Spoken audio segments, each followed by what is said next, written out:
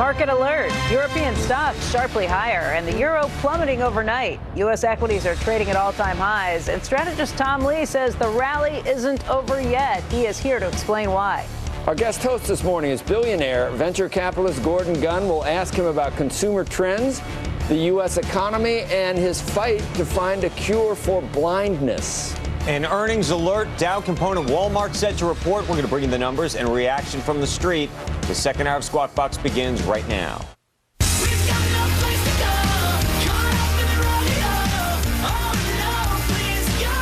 Live from the beating heart of business, New York City, this is Squawk Box.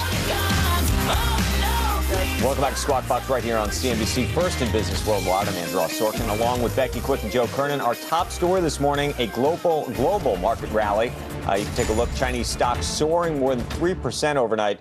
The biggest one-day gain there in 4 months.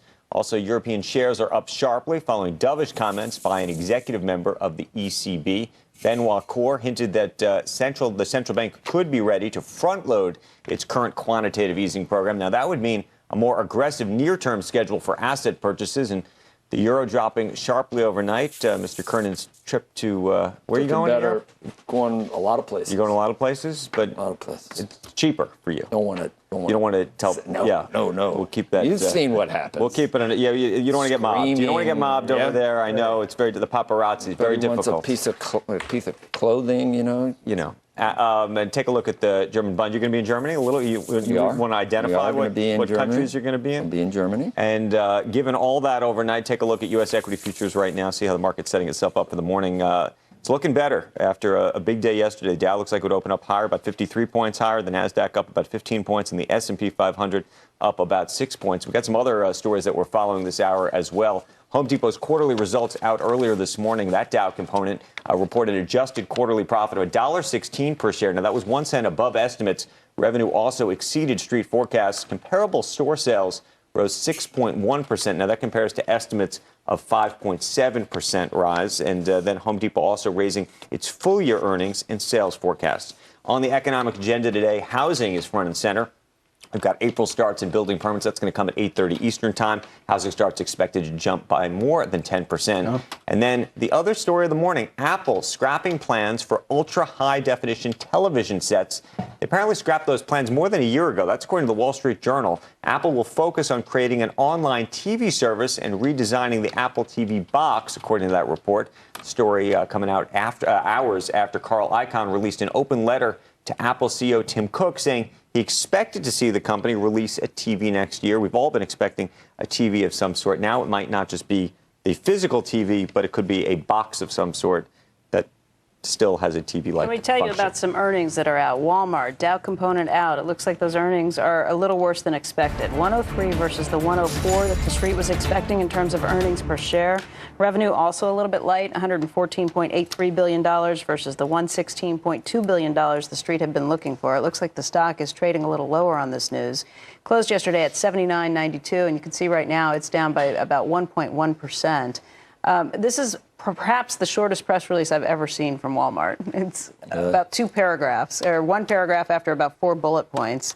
They do talk about how currency negatively impacted earnings per share by about 0.3, or by about 3 cents a share. They also talk about their 1.1% comp in the U.S., same-store sales in the U.S. up 1.1%, and it included positive traffic for a second consecutive quarter. However, their same-store sales overall, including not just the U.S., but international and with the web, was up only 0.2%. And think about what we just heard from Home Depot, where they talked about same-store sales up better than 7%. Comps here up 0.2%. And they have a guidance for the second quarter, which includes a 4 cent impact, and they're saying $1.06 to $1.18. And $1.17 is the estimate, so that's not bad with the 4 cent impact from currency and from investments. So that's at least 117 is within the guidance the first there. take. I don't even see that in this press release, so maybe I'm not looking at the full press release. Maybe not.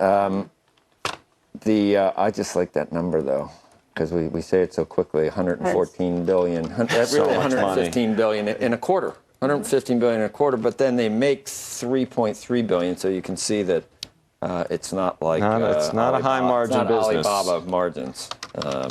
That's for sure. We'll be talking to a Walmart analyst in just a few minutes. In the meantime, our guest host for the morning has a unique read on the health of the U.S. consumer and the economy. Gordon Gund is the founder and CEO of Gund Investment Corporation. He's also the co-founder and chairman of the Foundation Fighting Blindness. And Gordon, it's great to see you again. Thank you for joining us. Well, thank you very much, Becky. It's great to be back with you. You know, you are somebody who understands a lot about what's happening with the consumer. You're the lead director at Kellogg, have been since 1986. You're invested in a lot of different areas, but let's talk a little bit about what you're seeing in the U.S. specifically right now. That news from Walmart, again, they are showing that there are higher traffic visits that are coming into the stores in the U.S., but a little bit of concern about what's happening with the consumer. What do you think? Well, I think the consumer is moving around and making different choices. I don't think the spending is up quite as high yet as it has been in the past too. So that's part of it. But I think the millennials are really looking at a lot of different things about how companies that they purchase products from, what kind of values they have and what they care about. Not that should affect Walmart. They have terrific values, but maybe it's just large-sized businesses that they are a little skeptical of. Yeah, I mean, that's been something that Kellogg has certainly dealt with as well. Changing consumer tastes, yes. Changing habits. How do you deal with that as a big company who's on the end of trying to pick up where these changes are coming from? Well, you don't want to leave your base altogether, but you do want to have lots of opportunity for those who are more concerned about carbs or about protein or about any number of healthy ingredients that you are there to serve them too, that you can provide them with the kind of food they're looking for, as well as people who really don't want to pay up for that, but still want very healthy food. How quickly, by the way, do you think that business is transitioning? Meaning, we've had Warren Buffett on the show talking about Coca-Cola and Kraft and some of the other businesses he's been in. You're obviously at Kellogg, and he's suggested that, look, it's a big world, and the world may not be changing as fast as sometimes this conversation reflects. Well, I think the business is. I mean, the cereal business is off, and we'll talk some more about that later this morning. And I think that really is a factor of having the company having to maybe find some other ways to meet those needs, which it's in the process of doing. And I think innovation is key, and there's a lot of very good innovation going on. So I think this year for that business is a particularly important one. And fads go in and out too. Yeah. That were, Sure, think about it. Millennial fad is. Well, that's the question is it really here to stay, and how fast does it companies develop? Need to. The customer's always right. So if a customer says, "I don't want this, I don't want that, I don't," and then subsequently evidence shows that all these things were just ridiculous, knee-jerk. Like, I don't know how many people are affected by gluten, but it's not that many. And if everybody in the world says, I need gluten-free, maybe a year or two from now, everybody in the world doesn't say, I need gluten-free. Your point being customers are fickle. GMO, you gotta say, yes, you're right. You're right. Preservatives, we're going to satisfy what you need. Doesn't mean it's going to be that way in 3 years if people ever come to their senses and actually read, some literature. Right. Do you think we're ever going to go back to remember when pasta was fat-free and it was wonderful? Oh, carbs. It was a big... Right? It was one of the great... deal. It was a big diet. One of the great moments. I know pasta can make you fat, so that's never going to go out. You don't think that's never going to go out of. That's not that fat unless fatness becomes. Botticelli starts painting again or something. Unless fatness comes back, I don't know, Andrew. Right now, you are really in. That's all I'm saying. With that skinny body of yours. Thank you, sir. You're welcome. Gordon, how do you deal with that as a company? How do you make sure you don't alienate your long-term core? I mean, that is a very tricky strategy. Well, it is, Becky, and I think I'm happy to say I believe Kellogg does it very well because they're constantly improving their products, so they don't want to alienate them, but they also want to make them better tasting if they can and having fewer calories if that's possible without losing the good taste of them, and also texture is huge. So you keep working on it all the time and try and improve it not only for the mainstream but also for those who are on one side or the other. Let's also talk about your views more broadly on the economy. What do you think is happening right now? Well, I think I think what's going on internationally has a lot to do with our economy, of course, a great deal to do with it, and that's unclear. I mean, China could be in a bit of a decline. Not that they're going to stop growing, but that they're not going to grow at the same rate. That looks like that's coming, and that creates uncertainty. Interest rates are very low. We talked about housing, and that hasn't been coming as strong. I was happy to hear you predict, Andrew, that it could go up by 10% on a year-to-date basis. That's great. Not my prediction, so, well, but I'd like yes. That was the prediction. I think that's terrific. And in terms of just what's been happening with valuations, you're a venture capitalist. You look for deals. We've heard that things have been thrown out of whack by QE that's been set into place by central banks around the globe. Is it harder to find deals that you're interested in because of valuation? Oh, very much so. We don't chase these valuations and won't, and don't believe that they're really making sense right now. In some cases, they're way out of whack with reality. So, yeah, I do think that, but it's a part of the market. It's not all of it, and we do a lot of venturing, and you can find very good opportunities, but only early stage at the right value. If the value reflects the risk, we'll go ahead. But if it's, as it seems to be in a lot of cases, and with some of these billion-dollar-plus valuations on companies that have almost no revenue, let alone any earnings, that doesn't make a lot of sense to me. How long have you thought that's the case, and how long do you think it can continue? Well, I've seen it before. We all have in the 2000 year with the telecom bust. So it's not the first time I've seen it. But this affects, it seems like, a whole different sector, still internet related, but also the biotech field has gotten, I think, a little bit out ahead of itself, too. All right, we're going to talk a lot more with Gordon throughout the show. He's our guest host with us, and we'll be here for the next 2 hours. Okay, when we return, retail giant Walmart just reporting. We're going to dig through some of those numbers with an analyst next, and then market strategist Tom Lee is going to tell us why he thinks the rally in stocks is not over yet.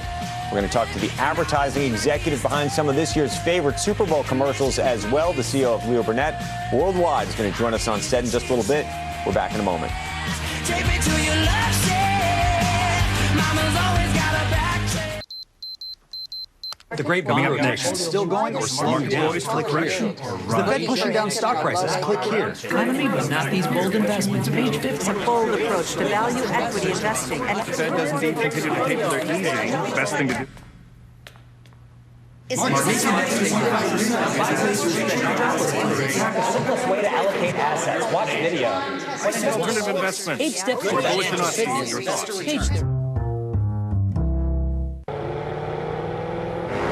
Every villain knows a getaway car requires abundant power, impeccable style, and of course, the cover of darkness. But what if it's a different kind of getaway you're after? The F-Type convertible and the F-Type coupe from Jaguar. Oh, it's good to be bad. Jaguar has been ranked highest in customer satisfaction with dealer service among luxury brands by J.D. Power.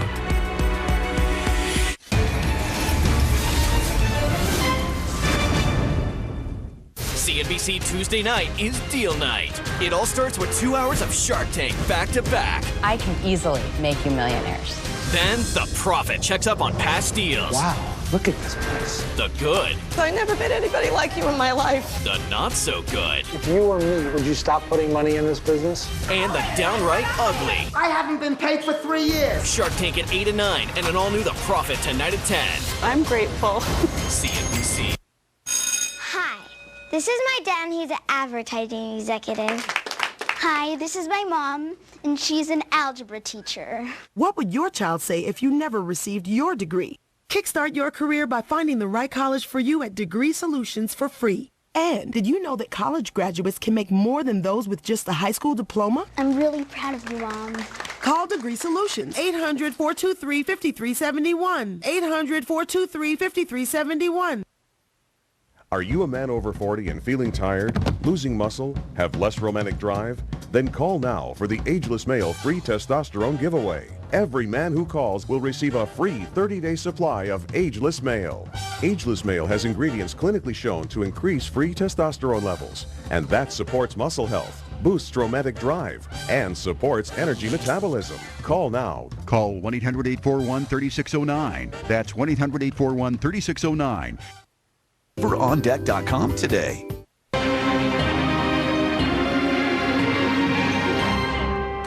Welcome back. Walmart just posting quarterly results a short while ago. The retail giant missing Wall Street's estimates, though. Joining us now to break down some of those numbers is Bud Bugatch. He's the Director of Furnishings Research at Raymond James. Good morning to you, Bud. Help us just try to understand this. You know, we're looking at Home Depot numbers, which were, really quite good. Can you explain what happened at Walmart? Well, certainly. I think the Walmart numbers were impacted significantly by FX. That was about 3 cents in the quarter, and I think 2 cents from the wage and training impact, and also 2 cents from their e-commerce investment. So about 7 cents there. I think without FX and those items, they would have beaten on both the top line and the bottom line. Can you get you also have a lot of other moving parts for Walmart and Walmart International, and that was a little bit of a challenge also on the FX line. And I think Sam's Club was a disappointment in the quarter. Can you get happy, though, about 1.1% comp in terms of same-store sales? Well, we're never happy about that, and we don't get overly excited about it. Walmart's a very big business, as you know. 1.1% is, in fact, the third consecutive quarter of positive comps, and they did have positive traffic. Also, neighborhood market was up. I think the comp will prove out to be there about 7.9% in the neighborhood market, and even the mature neighborhood market stores were positive. Okay, but one of the conventional wisdom that seems to be getting upended here was or is that with gas prices as low as they've gone, we were going to see more foot traffic in these stores. That doesn't seem to be the case. Well, I think that was something that Wall Street got overly excited about at the end of last year, and it was something that bothered us. We think there were some other issues that the consumer would face. I think increased healthcare costs, and obviously putting some money back in savings and reducing debt. So we didn't get very excited about that, and to that effect, Walmart actually made our number for the quarter of $1.03. Missed it a little bit on the revenue side, but FX probably accounts for that as we dig through those numbers. To the extent that we can look at Walmart and try to extrapolate about the rest of retail broadly, we're going to see Target and others later. What do you think?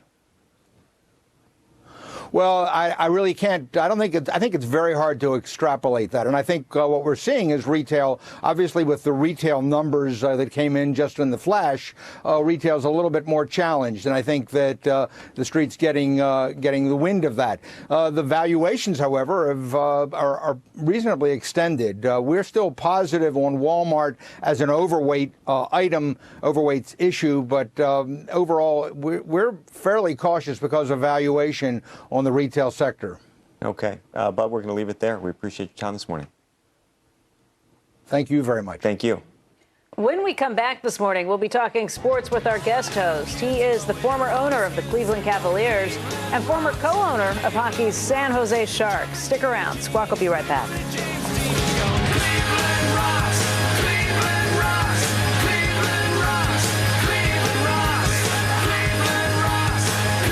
This CNBC program is sponsored by Baird, financial advice and services since 1919.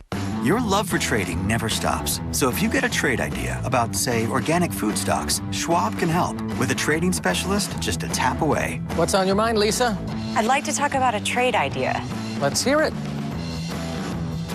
See how Schwab can help light a way forward so you can make your move wherever you are and start working on your next big idea.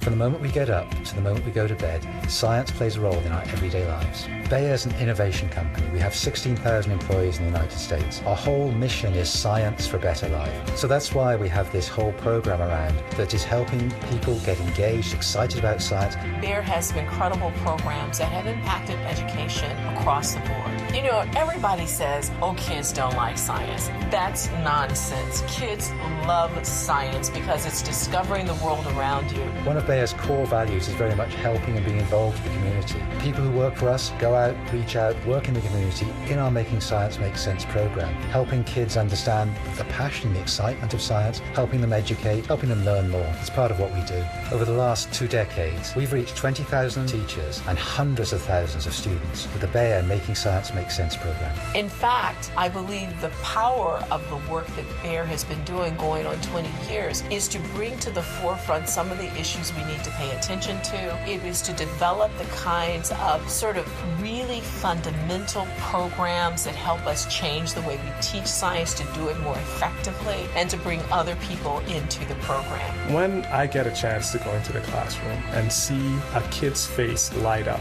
and to see them involved and just enthusiastic about what they're doing, I think it's priceless. And that's what the Bayer Making Science Make Sense program is all about. Putting your finances in order. It's one of the best ways to start planning for retirement. At Voya, we can help you organize your savings and investments. So when the time comes, you'll have that orange money set aside for all the things you want to do. Like taking that road trip, volunteering, or simply spoiling your grandkids. Isn't that what it's all about? Start today, be ready tomorrow. Get organized at Voya.com.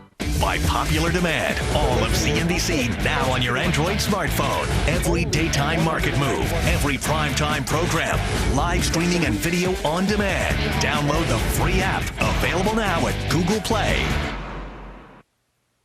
Mainstream. Welcome back to Squawk Box, everyone. Take a look at the U.S. equity futures. They are indicated higher, have been all through the course of the morning. Right now, the Dow futures up by about 41 points above fair value. S&P futures up by 5 and the NASDAQ up by 13. And, of course, this is coming after both the Dow and the S&P set new records yesterday. Let us talk sports with our guest host, Gordon Gunn. He's the former owner of the Cleveland Cavs. The Cavs start the Eastern Conference Finals against the Hawks, the Atlanta Hawks, tomorrow night. Cleveland drafted LeBron James when Gunn still owned the team back in 2003. And, when we talk sports, Gordon, a lot of times people say, it's a business network. Think what LeBron does for, not just for the team, but for even the city in terms of economics. It's been huge. Well, sports franchises tend to do that when they're going well for any region or any city. But in this case, it's just fabulous. I mean, he's a hometown boy. He came back in a great way, I think, and I'm awfully glad he did. And I've been out for some games. I don't go to too many anymore like I used to, and I used to listen to every one of them. But he's just got everybody on fire now. It's great. It seems like yesterday that we were all trying to figure out what team he was going to pick. Remember that? When was that? Was that already how many years ago when he finally picked Miami? Well, the first time when he left. Yeah. And then when he came. Right. How many years ago was that when he 6 years ago. in Was Cleveland? 6 years ago? Was it 6? Wow. Yeah. I mean, that was called a decision, I guess. And I think, unfortunately, he had some wrong advice on doing that. That's not who he is. I mean, he's much the way he came back was impressive, and it's hard to imagine taking a town that had been so angry at you and turning it around in such a big way. Is it a draft tonight, Gordon? Yes, it is. But the lottery? It's at the halftime. The lottery is. The lottery is. And if you were still in charge, is there anyone you think really is going to go in the top 5? Who do you think the best recruit would be this year? I'm not the one to ask. Not the one to ask him more about. How do you know about LeBron? Because did he have to be from that area for you to know about him, or do you just know? No, Joe. He was pretty well known generally. I think he was King James. I just want to know that. Were you furious when he left? I was very upset because it didn't seem like the LeBron James that I knew, and I'd gotten to know because Did he ever come to kiss your ring or do something to make it all better? Oh no. But we emailed and we corresponded a bit, but no, he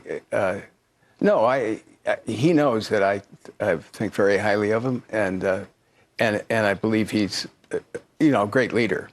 So it didn't seem like what he would do, but it happened. I think. Fortunately, he did come back in the right way, and as you say, he diffused it. From a business perspective, we'll have the draft tonight. How much can effectively one player change the dynamic in terms of the value of a team? Huge. LeBron. And LeBron, I think, for us, certainly made a huge difference to the valuation of the Cavs, even before we started making the playoffs. Well, what's been amazing is watching valuations for these sports teams just over the last decade or so. It's incredible. Well, of course, what drives it is the media revenues and what's happened to those over the last 1 or 2 decades. I mean, back when we bought the team and when I had the principal interest back in 1983, we started with it. There was very little cable. Think about the difference. What the teams have gone through in terms of revenue sources. Now, when you bought it, did you buy it as a business or did you buy it, frankly, because you thought it would be a fun thing to own? I bought it as a business. I just don't do a lot of very expensive things just for fun. So no, we owned the building, the Richfield Coliseum between Cleveland and Akron, which is another story we can talk about. But because we did, and they were the prime tenant, they were really on the ropes and had been badly. The ownership had traded away a lot of draft choices. They had They were without 4 first-round picks for the next 4 years of no first-round pick, and you got to have a first pick. Do you think we're in bubble territory in terms of sports team valuation based on I think sort of the media? It's out pretty far right now. I don't know about bubbles, but I think it's the valuations are quite high. And you got a Microsoft guy. Microsoft. Yeah, itself. and you got a lot of people. To your question, Andrew, there are a lot of people who do it. I think who own sports teams now, not because they're a business, but because they're a hobby. What did Ballmer pay? $2 billion? Is it? I think so. Yep. Yeah, that's right. Yes. Clippers. And I think you're going to be, you saw Shake Shack. Pretty wrong on that so far, but you might be wrong on the Dodgers too for Guggenheim. Yeah. How much are the Dodgers worth now after buying it? Well, they've done very well with that media deal. Yeah, well, think about it. But it's always something that changes the equation of why it's doing better than you anticipated. But remember, Guggenheim was going to. Didn't you write a column on that too? I was anxious about how they funded that transaction with insurance premiums. I know, but it's probably worth twice as much as they paid for it. Dodger Blue. People bleed Dodger Blue. And, the way they financed that deal was with these insurance premiums, which I didn't feel great about. Sandy sports. Koufax. Don Drysdale. Do I need to paint you a picture here? Players. Well, let me make another comment, because when we decided to sell the team, and I was then the principal owner, I really did it. Valuations were up, but most of all because I wanted to spend time on the Foundation Fighting Blindness, which we'll talk about in a bit, but which is doing some very exciting things. And I felt I'd done sports for 30 years. We got involved. I did. When I say we, my brother George and I owned most of the teams we were involved with together. So we started with the San Francisco Golden Seals, an iteration of them, moved them to Cleveland to try and make sense out of them, couldn't merge them with the North Stars, and owned the Minnesota North Stars for 11 years, and then started the expansion San Jose Sharks.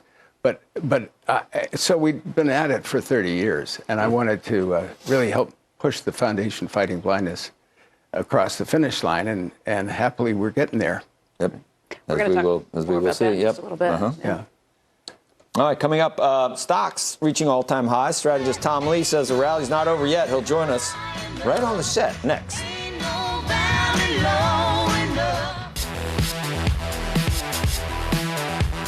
It's part adrenaline, it's part adventure. It's part geek and part chic. It's part relaxation and part exhilaration. It's part sports car and part SUV. And the best part? The 2015 GLA. It's 100% Mercedes-Benz. You know, I switched firms, by the way. New bank is paying me $2 million to come over. Well, that $2 million's coming out of your client's pockets. I'll send him a thank you note. I switched firms too, actually. Yeah? Where'd you go? I became an independent advisor on the Interactive Brokers platform. I get great technology, and I keep all I earn. Aren't you worried about your reputation? You don't have a big bank to back you up now. I've never slept easier. 2 out of 3? The best rates, execution, and technology for independent financial advisors. Interactive Brokers. Trying to do too many things at the same time just doesn't work very well. That's why Trivago focuses on comparing hotels and works very hard at finding your ideal hotel for the best price. Hotel Trivago. People that would do anything for golf deserve a store that would do anything for golfers. Fitting days going on now at Golfsmith. Improve your game with free custom fitting on the largest selection and guaranteed lowest prices. Golfsmith, anything for golf. Influential leaders, innovative companies, strategies for success. One network delivers them all. Team coverage of CNBC's first ever iconic conference begins on Squawk Alley. Ladies and gentlemen, our keynote speaker's ability to turn companies into category leaders has made him a legend in the business world. It is my honor to introduce a true visionary, Mr. Austin Hamilton.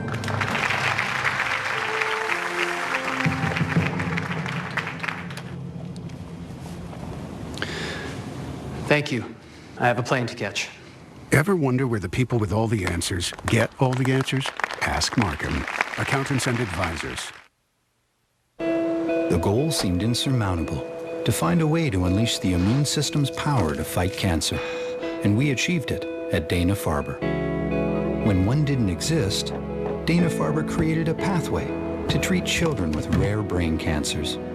And by identifying and attacking genetic flaws in some cancers, we're already creating more effective therapies. Dana-Farber Cancer Institute. Discover, care, believe.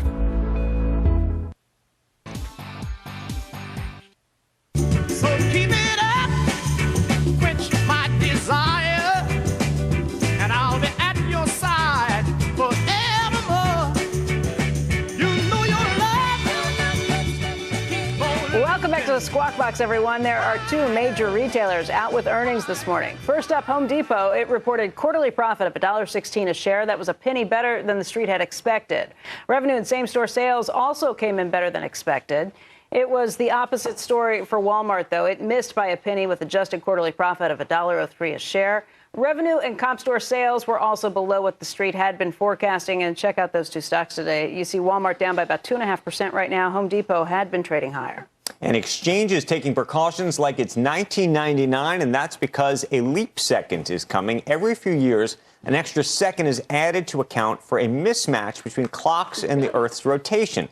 There's one coming on June 30th, mark your calendar, just before 8 p.m. Eastern time. The concern is that if the time change isn't properly coordinated, it could wreak havoc on high-frequency trades made at that time. The Commodity Futures Trading Commission has requested that all exchanges turn in a plan of action by Friday. But markets are open at 8 p.m. Which I guess the futures they're still going. Yeah, the futures are they're still operating. What are you looking at me I'm for? just wondering what causes this. Yeah. Climate change. That's like 10 second in human years, right? For a high-frequency system. Yeah, exactly. Yeah. That's right. I don't know what... I'm pretty sure. You think it's an El Nino situation, yeah. Winning session on Wall Street with the Dow and the S&P 500 closing at record highs. And our guest that just sat down next to me says U.S. equities will continue to rally as markets price in reflation. Here with us now, Tom Lee, managing partner and head of research at Fundstrat Global Advisors, and our guest host, Gordon Gunn, is also with us. So we got here on reflating in this country, and you figure we're up 3.3% year to date. We get to 10 based on everybody else reflating. Yeah, and I'm thinking 10% additional from here. Oh, you are? I thought you meant 10 total. We'll do 13 for the year. So, okay, that's what your 23-25 target on the S&P. Yes. It's in some ways that's a catch-up, right? Because Europe's done great this year. Japan's done great in response, obviously, to QE, but there's signs of life there. I think what we have to remember is the U.S. consumer is still one of the most important engines for growth, and they're showing signs of employment life, not necessarily spending life yet. But I think once that turns, especially we're seeing it in housing, I think that the focus comes back to the U.S. and there's a nice earnings story. And even though this latest earnings season was it was positive, which was a surprise, 2 or 3%, you say there were some, I don't know, some nuggets or some seeds of positive. Yes. Like what? Like margin, you said? Well, so if you piece through it, I think the first thing you see is evidence that oil was a dividend in the quarter. Because, even though sales beats weren't great, the margin beats were substantial. EBIT grew like 9%. And then the other is that the domestic-oriented companies posted, high single-digit growth. So, you have a healthy U.S., and then you have a lot of companies benefiting from lower oil. So, I mean, to me, that's positive, because those are continuing effects, right? That the U.S. is healthy, and the oil dividend will continue as long as oil doesn't go back to 115. And there were some things holding down the numbers in that quarter, too. Correct. So, that's right, in spite of dollar and energy that hit. changes. So EBIT you're using, huh? Yes, that's right. Someone said the guys at DreamWorks before, people out there never thought about financials before, and they thought EBITDA was a character in Star Wars. And it does sound like it, doesn't it? It's like R2-D2, and Jabba the Hutt. C-3PO, EBITDA. Jabba the Hutt, EBITDA. Yeah, EBITDA. They never thought of that. Now they supposedly... I saw that. You saw that quote? I saw that quote. It was at the bottom of a New York Times story. Oh no, you know me. Yeah, I know where you got that from. Yeah, I may have seen it there. You're right. All right, so I think Greece is nothing good is happening there, is it? Yes, are they going to leave? Are they going to default and then leave? Because the brinkmanship that keeps happening, and they just never really knuckle under, do they? Yeah, it's interesting because I think it is quite uncertain. But the good news is I think the markets don't think there's a systemic risk from it.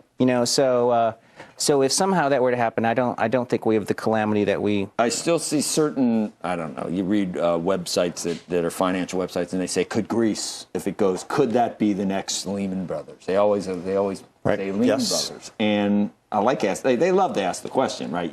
There's no way. You don't think so. Not systemic. Well, it's been well telegraphed. So, if some bank has exposure that they haven't tried to seek protection, they may have been like Rumpelstiltskin and just woke up. Because, this has been building for years. Do you think, Tom, just because we talked earlier that, Mark Vittner, one of our guys, said that oil and the dollar, he still sees it as a negative for growth. And I said, well, that doesn't necessarily mean it's a negative for the stock market, because we're back hoping that it's not September and the market rallies when we think it's not going to be September when they raise. We're back. Is good news yet? Well, I'd say good news is good news because everybody's expecting bad news. I mean, I'd say this is still the least loved 6-year rally, if rates go in up for good news. We've been hearing that for a while, too. As long as rates go up for good news. But it'd be nice if we get some good news, because if they only go up because rates go up in Europe and we stay at zero GDP and they go up, that's not good. That's right. If the markets are only going up in anticipation of good news, we're in trouble. But, I think you have to reverse the logic and say, look, the market's usually good at predicting changes in trend. And I think the market's telling us the cadence of the data in the next couple of quarters is going to be quite good. One thing that Gordon pointed out earlier is when you start looking around at private equity deals or venture capital deals, the valuations look really out of whack. And I've heard that from several private equity guys, that they're afraid, they're concerned about getting near some of this stuff. How do you match up what you're talking about with their concern for where valuations are? Well, I think it's a very pertinent point, because today there's more companies held in private equity portfolios than publicly traded. There's about 15,000 portfolio companies with maybe a conservative mark of $5 trillion. It's bigger than the small mid-cap universe. So I think public equities are trading at a big public to private discount. That's one way of looking at it. What's your biggest concern, or what bad news are you most concerned about? Yeah, what do you think, Tom? I'd say that the market just doesn't like extremes. So I think if we had a development of an accelerating inflation scenario, which hyperinflation in the U.S., it'd be hard to imagine taking root, and then the other extreme is deflation. And I think right now we're in the middle road where no one knows if we're reflating or deflating, but I think the focus is on reflation, which is bullish. Right. Can we just go back to the private equity point for 1 second? I'm going to flip it around a little bit, which is to say, if the private equity guys think that their private world is overinflated, why would you say that the public world would be underinflated? Meaning they're trying to sell the private stuff to the public markets. It's an interesting development, and I can't predict the future on that, but I would say when you look at the publicly traded universe, they've got conservatively structured balance sheets. The large cap companies have tons of cash.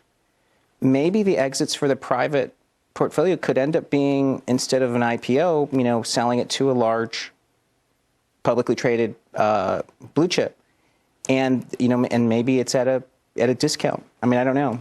I mean, it's an interesting because it's not as if the publicly traded companies are eager to sell either, right? There's still, quite a lot of price tension today. Right. Okay. All right, Tom, thank you. Great. Appreciate it. Good to see you in studio. Good here, isn't it?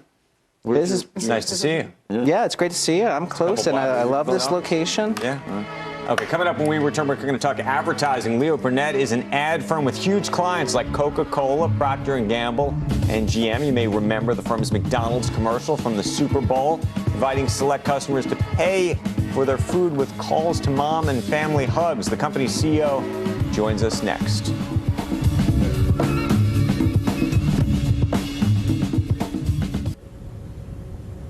My clients ask a lot of me.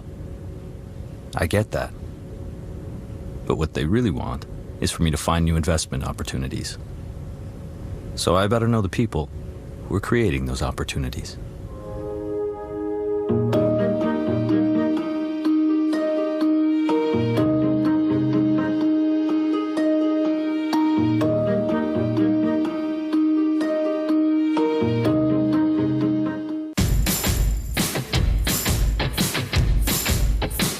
Wireless service is essential to our business. With T-Mobile, business is everywhere. Opportunity is everywhere. T-Mobile has actually come to us and said, we see what's going on in your business. Here's how we can help. T-Mobile's network has been amazing. T-Mobile allows me to be a small business owner. It allows me to be an entrepreneur. I am unrestricted. I'm free, baby.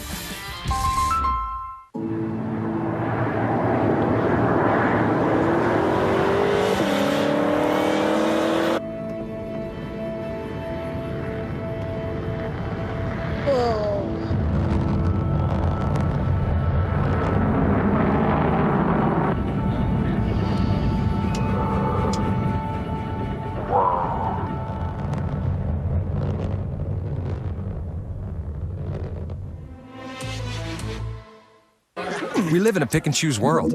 Choose, choose, choose. But at bedtime, why settle for this? Enter Sleep Number. Don't miss the Memorial Day Special Edition mattress with Sleep IQ technology. Sleep IQ tells you how well you slept and what adjustments you can make. You like the bed soft. He's more hardcore. So your sleep goes from good to great to wow. Now we can all choose amazing sleep only at a Sleep Number store. Save $500 on the Memorial Day Special Edition mattress with Sleep IQ technology. No better sleep with Sleep Number. What if there were only one kind of dog? Then it would be easy to know everything about that one breed. But in fact, there are over 300 breeds of dogs. Because no one can be an expert in every one, an app powered by IBM Watson will help vets tap specialized knowledge in the cloud for every breed and whatever else walks, flies, or slithers through the door. IBM Watson is working to make medicine smarter every day. Tomorrow, fighting to win in the cutthroat New York restaurant business. CNBC Wednesday night has more bite. Get cooking with Shark Tank at 8 and 9. Then Consumed, all new tomorrow at 10. CNBC. Show me what it looks like to run like a girl. Throw like a girl. Fight like a girl. That was an awesome ad campaign, the Like a Girl commercial that aired during this year's Super Bowl and has now been viewed more than 80 million times online. It was created for Procter & Gamble's Always brand by Leo Burnett Worldwide, which has other huge clients like Coca-Cola, McDonald's, Samsung, General Motors, and yes, Kellogg. Leo Burnett's CEO and chairman. Tom Bernardin is here along with our guest host, the one and only Gordon Gund, and we appreciate you being here. And I know you guys are old pals. Before we even get into the advertising, how do you guys know each other? Just Oh, geez, it goes back almost 20 years, I think, and it was a chance. I had somebody come into my office here in New York about the foundation, and it just so happens that I have Stargardts in my family. I have a nephew and twin nieces that have Stargardts, and that launched an interest in it and a personal one, and ever since then it's been working with Gordon and the foundation to do what we can to raise the funds that we need to prevent blindness. Right. And he's been terrifically helpful, as has Leo Burnett. And actually, they designed a new logo for us. You may have it, I don't know, but it has been terrific because it really shows the impact of degenerative diseases of the retina. Right. Let's talk a little advertising. Sure. We showed an awesome commercial, and 80 million people have seen that commercial, which is amazing. But more broadly, and we talk about it all the time, when it comes to dramas and TV, the way we watch, right, we often skip the commercials these Yeah, days. well. It really feels like we're constantly skipping commercials. Maybe not with sports, and maybe we're going to find other commercials in other ways. But how's that changing the business? Well, but I'd like to point out that you notice the great stuff, and you watch it and you talk about it. So I think you have to break through in that, because that's exactly the environment that we all live in. I don't watch TV the way I used to either. But the importance is having great ideas that break through and get people's attention and deserve their attention. Do you think a lot of companies are wasting money, though? Advertising? I think they are. Companies that waste money on bad ideas that people don't even pay attention to, that it creates no social buzz. And those that get the ideas in the social buzz are the ones that benefit from it. But what do you make of Procter & Gamble, a client that's cut its budget, TV budget, in a big way, 14%? Is that an impact on you, and how's that going to impact the media landscape long term? Well, it impacts on everybody. Sure, it impacts us. But on the other hand, what Procter wants, what all clients want today, is more value for their dollar. So that's where the creativity part comes in. They want to get more for less. And that's what we're in the business of doing. But of course it impacts us, and it challenges us in our business model and everything else. But that's a good thing. In your definition, you said you have to break through the clutter. You have to have a social buzz that's created. Does that mean that... Hopefully a positive one. Yeah, well, the old way of doing things is just having TV as a platform. You think that's gone? There has to be this internet connection to everything. It's the screen age. So it's TVs and it's so many other things in the world that we have today. But the most important thing is just having the idea that really breaks through and connects with everybody. And that's the beauty about media today, because there are so many different kinds of touch points to connect with people. So a great idea gets out there, like a girl, and it connects to everybody in a very positive way. Still content. It's content, right? It's easier, like you guys. But easier or harder to find the right person? Because you can argue in an age of Facebook, you should be able to find that person pretty easily. Yeah. However, maybe harder to break through to that person. Well, it is harder than ever because people can switch you off, without any effort at all. So it's we have to be very respectful of intruding in people's lives in media today. So it's got to be something relevant to their lives. The brand's purpose, the brand that we're advertising, its purpose must be relevant to people's lives. And then you got to package it up in a great idea that interests people and makes them want to watch and participate in the brand. Sometimes it's a talent game too, and more it seems like. And why is talent attracted to Leo Burnett, and how are you so capable of keeping them? Well, one of the great things about Leo Burnett is that it's about our people and our talent, Gordon, for sure. And if you combine our people with the kind of brands, the clients that you guys nicely named that we have, and then our creative reputation, it's a great place to work. We've been named the Agency of the Year in Network of the Year in 6 major creative judging shows around the world in 2015. That draws talent to us because it knows that we have the culture to work with our clients to get the kind of ideas that get noticed, and that's what creative people and talent love to do, are things that move people. So who makes the most money at your firm? The guy that comes up with the idea, or you must have a whole staff of people that are like trying to figure out big data and push advertising and all the stuff that and I see some weird stuff happen. People, and my wife mentioned it the other day, where she gets ads like a discount on something she didn't buy 2 weeks ago, and all of a sudden the same thing comes in. Hey, this is on sale now, and it's like, that's spooky. So are the people that learn how to do that more highly compensated, and are they increasing versus just the Larry? Remember Larry and Darren Stevens? You remember how Darren would come? Usually Elizabeth Montgomery would come up with from Bewitched. Well, yeah. Well, of course. Yeah. But what was there were Darren Stevens? Yeah. Are those guys still really important, the guys that come up with the ideas, or is it? Well, no, the guys that come up with the ideas are still the core, aren't they? The core. And it's amazing. You ask who gets paid the most, it's the people that come up with the best ideas that should get paid the most. Not these guys figuring out the pipes and the delivery No, the pipes system. are important. The data, data fuels the creativity now. Data fuels the ideas. That can be an idea, guys, and that's really cool. But it is all about interpreting the data. It's one thing to have trillions of pieces of data. It's a whole other thing to be able to really understand what it's telling us and act on that. Oh, go ahead.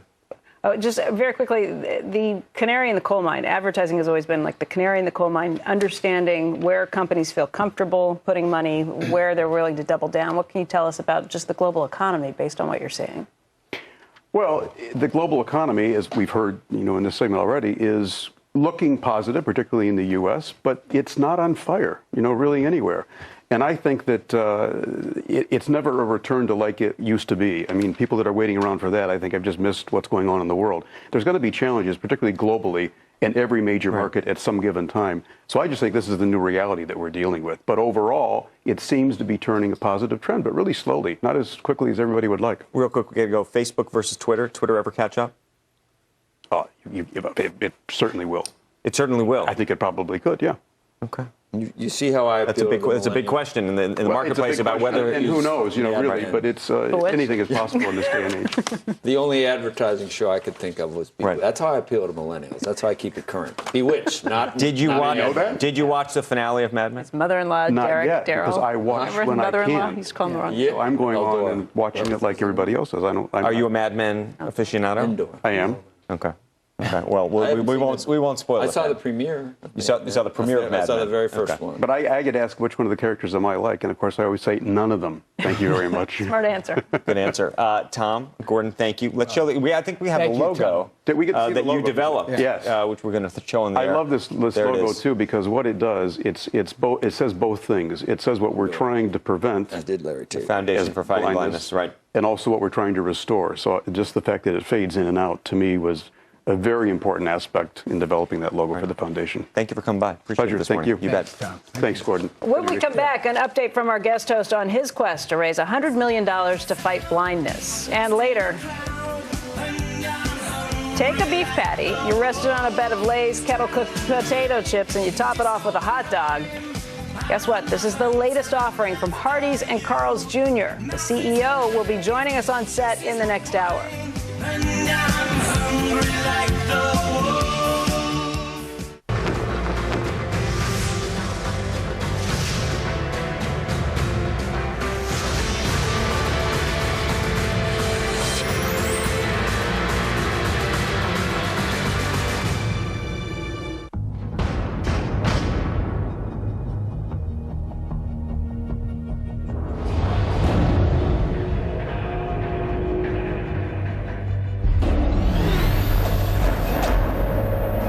Building aircraft, the likes of which the world has never seen.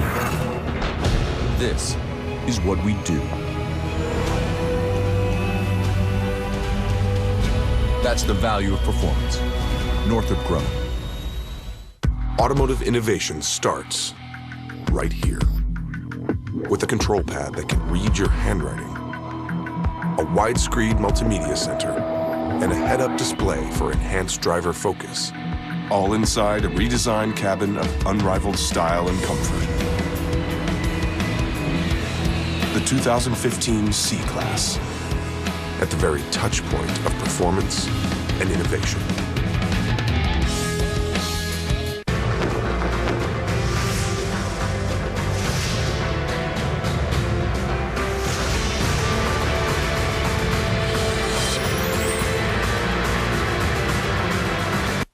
You make the decision to buy the home, then you're faced with what's next? What do we do? We started at Realtor.com. Realtor.com gave us a lot more current information. Listings are pulled directly from the MLS every 15 minutes. See, this one just updated.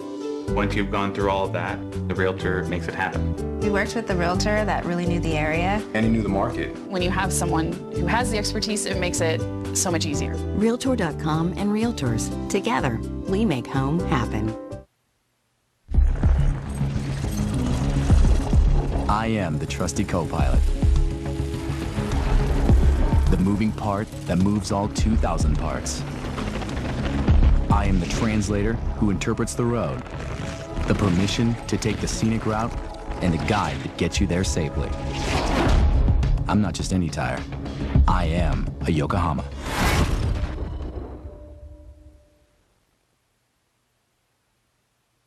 Now. Welcome back, everybody. Our guest host this morning is Gordon Gund. His life mission has become finding a cure for blindness. Gordon lost his vision more than 40 years ago. He co-founded the Foundation for Fighting Blindness with his wife. And Gordon, the last time you were here, you told us about your Envision 2020 campaign and challenge match. Why don't you remind us what that is and give us an update on where it stands right now? I'd be glad to. Well, first of all, the Foundation Fighting Blindness is the leading funder of research around the world to find treatments and cures for retinal degenerative diseases like one I have, retinitis pigmentosa, age-related macular degeneration, Usher's syndrome, the leading cause of deafness and blindness in this country. And they affect more than 10 million people in the U.S. and many times that number around the world.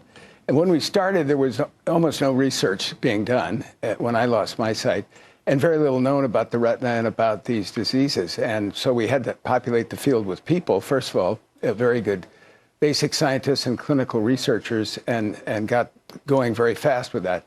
Fast forward to now, thankfully, we built up the knowledge base, both of these diseases and of the retina, and we now have 20 clinical trials underway in different fields, in genetics and gene therapy, in stem cell therapy or cell regeneration, in pharmaceutical or biotech therapies, and even something called optogenetics, which is fabulous, and in retinal prosthetics or a bionic eye that we have funded. Is the idea of going scattershot and trying so many different approaches because you're fighting so many different kinds of blindness, or is that just because you're still not sure what's going to have the best chance of working? The latter, I think, Becky. Really, what we have, our secret weapon, our greatest asset, is our world-class scientific advisory board, and they know very in depth about all of the kinds of disciplines that are needed to focus on this, because you can't be sure that any one of these different research thrusts is going to work for everybody or even for anybody. Fortunately, now it is. They are. Gene therapy is working with children in a disease, severe disease that affects children. They're born blind or they go blind in early childhood. Mm-hmm. And there are now over 100 people who have been treated with a normal replacement gene therapy that has restored sight to almost all of them, and in significant ways. We'll hear more about that later.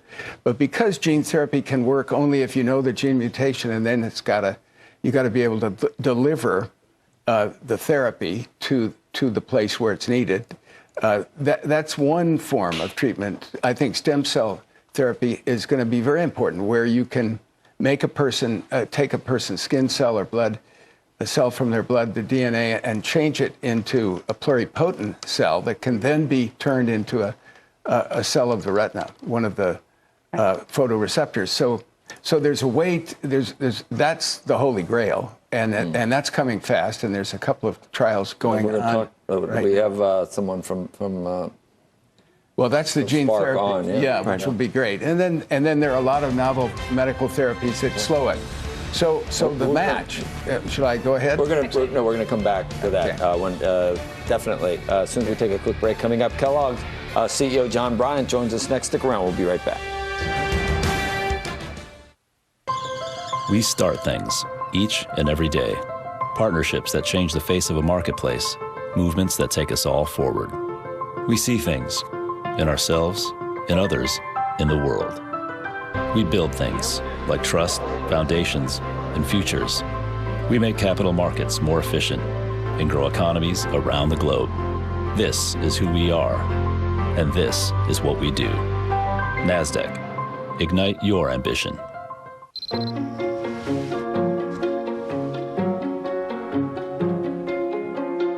The network that monitors her health. The secure cloud services that store her genetic data. The servers and software on a mission to find the perfect match. And the mom who gets to hear her daughter's heartbeat once again. We're helping organizations transform the way they work so they can transform the lives of the people they serve. One thing above anything else makes the American economy the best in the world. The American worker. Give that American worker new markets and a level playing field, and the American economy grows with better jobs and better pay.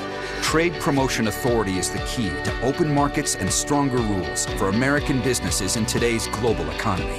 Tell Congress to support Trade Promotion Authority by voting for the bipartisan Congressional Trade Priorities and Accountability Act.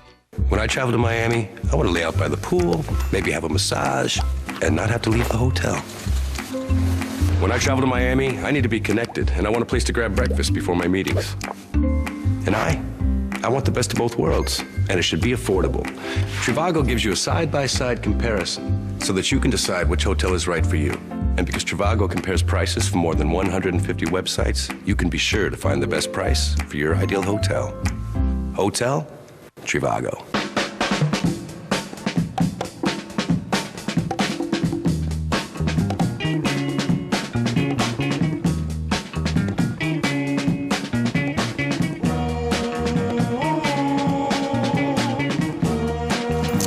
Keep it close.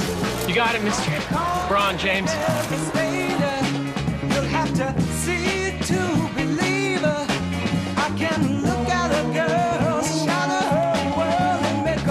By popular demand, all of CNBC now on your Android smartphone. Every daytime market move, every primetime program, live streaming and video on demand. Download the free app, available now at Google Play. The call of the consumer. New numbers from Walmart disappointing Wall Street. The stock dropping right now. Why are investors down on America's biggest retailer?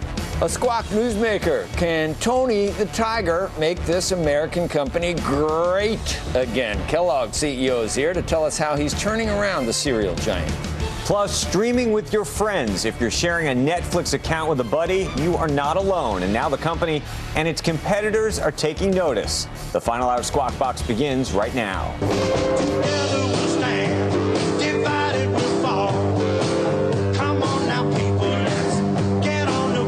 Live from the most powerful city in the world, New York, this is Squawk Box. Welcome back to Squawk Box here on CNBC. First in business worldwide, I'm Joe Kernan, along with Becky Quick and Andrew Ross Sorkin, and we're just 90 minutes away from the opening bell, and we should have a decent start to the session based on where the futures are. Continuation of recent action, which has put most of the averages at all-time highs, up 51 now in the Dow. The S&P also called higher, the NASDAQ even higher on a percentage basis because not just because of this, but that's a nice rally in Shanghai, over 3%, as you can see, led by financial names. Among the catalysts, reform hopes out of Beijing. In Europe, the ECB is the big driver today, following dovish comments from a policymaker, hinting that the central bank... You want me to try it? Did you do it? I did. Is it like pronounced like that device, Benoit? Benoit cure. Yeah. Benoit. Benoit. You know, Benoit. Benoit. You know, tomato. It's hard to get help. I tell you, if I were French, I'd just go back to the drawing board. Benoit. Pick some other letters to spell Benoit. It's, you know what? Really, it goes against all. You want it to be BENWAH. Why would that be too? Or OIS. OIS, right? Anything. And you think that's cure, Andrew? COE? I'm asking you. That's what it's come to. Look at me. That's what it's come to. Hinting that the central bank could be ready to front load its current quantitative easing program, buying up more assets and being more aggressive in the near term. The euro, yes, keep going, dropping sharply against the dollar now, 111.77, but obviously has. That's no 105. Well, not today. That's coming, hopefully. Just kidding. Heading over there. It'd be nice. Check out the Eurozone bond yields. Where's the German? We don't have the German one there. But there's the Bund at the bottom. Oh, yeah. I thought that was cake, as I've always said. Oh, that's down today. It was 65. Yeah. Where it closed around yesterday. So that has rallied.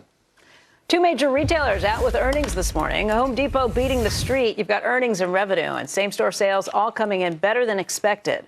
Oppenheimer analyst Brian Nagel was here with us and broke down the numbers earlier this morning. Look, what stands out to me, in the United States, it did a 7.1% comp. That's pretty impressive. It's impressive, particularly against a backdrop of a lot of retailers have been missing lately. Mm-hmm. So I think this is one more indication that the consumer is spending, but they're spending more and more in their home. So there's a shift in spending happening. In fact, it was a different story at Walmart. Earnings there missing by a penny. Revenue and comp store sales were also below analyst forecast. Here's how Raymond James analyst Bud Bugach summed up Walmart's picture for us earlier today. I think without FX and those items, they would have beaten on both the top line and the bottom line. You also have a lot of other moving parts for Walmart and Walmart International, and that was a little bit of a challenge also on the FX line. And I think Sam's Club was a disappointment in the quarter. We'll talk more about the consumer with the CEO of Kellogg in just a moment. In the meantime, we do have a few other stocks on the move this morning. Dick's Sporting Goods posting better than expected earnings and revenue, but comp store sales were a little short of estimates. That stock looks like it is down by about 5.8%. Urban Outfitters also missing the mark on earnings and revenue. Sales there under its Anthropology brand rising at the slowest pace in 11 quarters, and that stock is down by almost 15%. A mixed quarter for Take-Two Interactive, earnings topping estimates driven by strong digital sales of its video games. Revenue there falling short, but the street likes what it sees. The company is increasing its stock buyback plan, and that stock is up by close to 8%. And Agilent's results missing the top and bottom lines despite what the company calls excellent order momentum during the quarter, stock down by about 3.8%. Shares of MBIA coming under pressure after the company announces a secondary offering of more than 20 million shares, and that stock is down by 6%. In other corporate news, Starbucks and Spotify teaming up on a music partnership. Among the highlights, the coffee chain's loyalty members will get access to Starbucks music on Spotify and have input on in-store playlists. The collaboration will start this fall in U.S. company, just the U.S. company-owned stores at this point. Okay, we got some other media news, and I want to know if you guys actually do this, which is that a new survey today finds that nearly 60% of U.S. broadband households that access video streaming services, but almost 1 in 10 aren't actually paying for the services they use. That's because they're sharing an account. That's the nice way to put it. Netflix users are likely, or the most likely, to be sharing, and I put that in air quotes. Only 5% of Amazon Prime streamers share. That number is likely lower because the password, of course, gives access to more services than just streaming. Netflix had capped streaming at 2 devices per account before offering a family streaming plan 2 years ago. I share a Spotify account, I should say, with my wife, but the bad news is they've now cut us off. So if she starts listening to music during the day, my thing stops working. You know, yeah, it's so it's only one. And so the question is, are you supposed to really be sharing? Stealing. And everybody gives their friend the password, and I don't know. John, are you sharing your Netflix account? I'm sure my kids are really enjoying my Netflix account. I'm looking at the bill each month. It's a very healthy usage of the account. Good. All right, cereal and snack giant Kellogg is going through the largest restructuring in the company's history right now. The company pivoting towards healthier brands, trying to spruce up its image and fight hard for the top spot at the breakfast table. Stock is down more than 4% in the past year. Kellogg's chairman and CEO, John Bryant, joins us right now for an exclusive interview. And our guest host today, Gordon Gund, he is the lead director on Kellogg's board. Sir, thank you very much for joining us today. It's great to be here. So it's a difficult time, not just for Kellogg, but for any of the old line food companies who are watching consumers change pretty rapidly. It's a struggle to try and keep up with. What are you doing? Well, I think we're seeing progress in our company. We're actually executing the largest restructuring in the company's history. Some very difficult decisions there, but that enables us to save about $425 to $475 million over the next 4 years and invest that back into our business. And we're investing it back in our business. We're seeing a good response. So we grew our emerging markets strongly in the first quarter. We saw double-digit growth in Latin America, double-digit growth in Asia. We saw improving results in our U.S. business, our U.S. cereal business behind the Kellogg brand, gained about 30 basis points of share in the first quarter. So we're actually quite positive on some of the trends we're seeing in our business here more recently.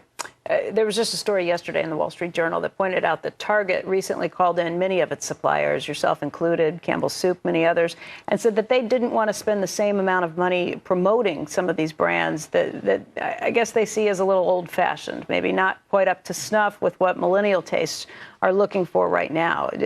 What will that do in terms of momentum if other retailers do the same thing? I think every retailer is looking for growth, and our goal is to provide foods that enable them to have growth. And we have a number of products around the table here today that are right on trend with what consumers are looking for. So we have Special K gluten-free. As you know, a lot of gluten avoiding going on right now. We have Special K protein bars, big protein seeking. And then granolas and mueslis are growing around the world. Granola grew double-digit in the US last year. People looking for real foods, less processed, foods that they can see, they understand. So absolutely, the foods we have around here are on trend. So is it your contention that tastes are changing and this is not a fad, that this is kind of a moving target, and that this isn't something that people will change their minds? Consumers aren't going to be fickle and say, forget about this 2 years from now. Well, I think consumers are very focused on health and wellness. I think that their definition of health and wellness has continued to evolve, and we need to evolve our foods with that. So in the past, the definition of health and wellness might have been low calorie, low fat. Today, it's more about Transparency, I know it's in my food. My food is evident to me, so these new Special K bars, much more evident ingredients. So we can absolutely grow as long as our foods are on trend with what consumers are looking for. And that's all the changes you see around the table here this morning. What are some of the things that you're cutting in order to get this money to reinvest in the brands that you think will do well?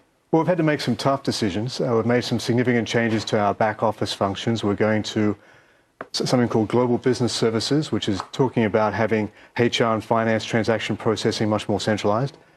We've also got some high-cost facilities in our network, and we have to close some plants and open some plants in parts of the world where we're seeing more growth. So we're opening plants in Asia and in Eastern Europe.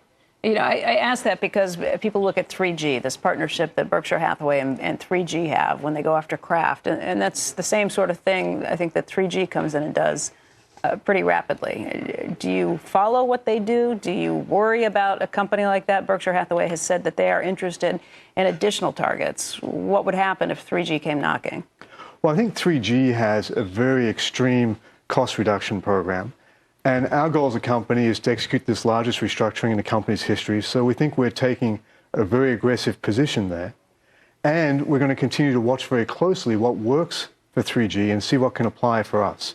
So one example, zero-based budgeting is having some very good response from companies in our industry. Which is something that 3G has been a big champion of. We've trialed that, have a few pilots in our company, and we think we can adopt more of that in those parts of our business which can get the most benefit from zero-based budgeting. Gordon, you've been at the table for a long time as lead director. 1986, is that when you started? Yes, yes. And what do you think about these changes that are taking place now? Is this really a more dramatic and fast change, not only at Kellogg's, but also with consumers, or is this just something that, no new stories, just new people observing? Oh, I think there's some fads, but there are also some real trends, and it's up to Kellogg and its management team to identify which are real and which are temporary and really focus on them. I just asked John, there's been some softness in the ready-to-eat cereal category. How are we addressing that? How is Kellogg approaching that? Well, we're excited about our growth potential in cereal, Gordon. The great news is that cereal is a low-calorie, nutrient-dense food form. People who eat cereal for breakfast tend to have a lower body mass index than people who don't. The benefits of the milk with cereal gives you the protein, the calcium, the vitamin D. And 45% of all the milk consumed by kids in the US is through cereal consumption. And the great thing about cereal is it's incredibly versatile and convenient. So now in the US, 1 in 3 bowls of cereal are consumed outside the breakfast occasion. So adults are snacking on cereal in the evening, kids are snacking on cereal after school. So a lot of growth potential through the convenience and versatility of the food. What's Gordon talking about in terms of softness? How much softness? So it's been soft the last several years. So the cereal category is down 4 or 5% last year. It grew through the 2000s, 3-4% a year for us, but the last 4 or 5 years, we've had some headwinds such as gluten-free, protein seeking. That's where you're seeing us innovate and change our portfolio to be more on track. What's the margin like on some of these newer products? So something like a granola, the gross margins are generally lower than a traditional flaked product. However, the profitability can still be quite good. But it's a different economic model. More the money goes into food, less into more traditional brand building, but still very good operating margins at the bottom of the P&L. And what about something like this? This is the Kashi overnight muesli. You don't cook this overnight. This is a unique product. So this is a product that you put coconut milk in overnight, put it in your fridge, let it seep overnight, and in the morning it's like a bircher muesli. So very different sort of food form. It's terrific, I got to tell you. Yeah? Very good. Yeah, but so it's got to sit for how long? Just overnight. What about obesity? There's a lot of that still evident and still a real problem. What does cereal have to do with that? Well, again, Gordon, I think we're part of the solution for the obesity concern. And, people who eat cereal for breakfast have a lower body mass index than people who don't. Low calorie, nutrient dense, I think it's absolutely on trend for those sorts of concerns. And that's why I think you're seeing more snacking on cereal throughout the day as people see it as a better alternative. What are the growth opportunities for the company now? Well, in the first quarter, we grew Latin America double digits, Asia double digits, so the emerging markets is an exciting opportunity for us. We acquired the largest biscuit manufacturer in Egypt at the end of last year. It gives us access to an 82 million person country, as well as the ability to export across 20-plus countries across North Africa in a free trade zone. So emerging markets, snacks, the Pringles, I think, Joe, you mentioned Pringles before. We've grown that business 7-8% a year since we acquired it 3 years ago. Still selling every can we can make. As soon as a new production line comes online, it's filled automatically. So it's a real healthy food, too. It's great. I mean, actually, it's a terrific food. All right, John, thank you very much for joining us today. We appreciate your time. Thank you. It's great to be here. And Gordon, of course, will be with us for the rest of the show. Okay, when we come back, John Rogers from Ariel Investments is making big changes to the Squawk Platinum portfolio, swapping out all 3 of his picks for some new stocks. You're not going to want to miss what he's got to say. And then later, a man who runs Hardee's and Carl's Jr. joins us to talk consumer trends, politics, and an unbelievable new menu item. We're back in a moment. He wakes up in the morning. Every villain knows a getaway car requires abundant power, impeccable style, and of course, the cover of darkness. But what if it's a different kind of getaway you're after? The F-Type convertible and the F-Type coupe from Jaguar. Oh, it's good to be bad. Jaguar has been ranked highest in customer satisfaction with dealer service among luxury brands by J.D. Power.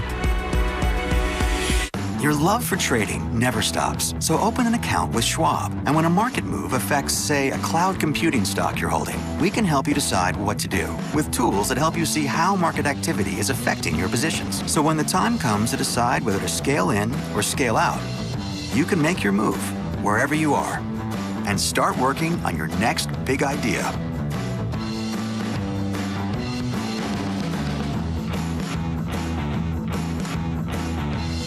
Progressive Insurance here, and I'm a fox who thrives on the unexpected. Ha ha! Shall we dine? You wouldn't expect an insurance company to show you their rates and their competitors' rates, but that's precisely what we do. Going up? Nope. Coming down. And if you switch to Progressive today, you could save an average of over $500. Stop it. So call me today at the number below. Or is it above? Dismount! Oh, and he sticks the landing. Influential leaders, innovative companies, strategies for success. One network delivers them all. Team coverage of CNBC's first ever iconic conference begins on Squawk Alley.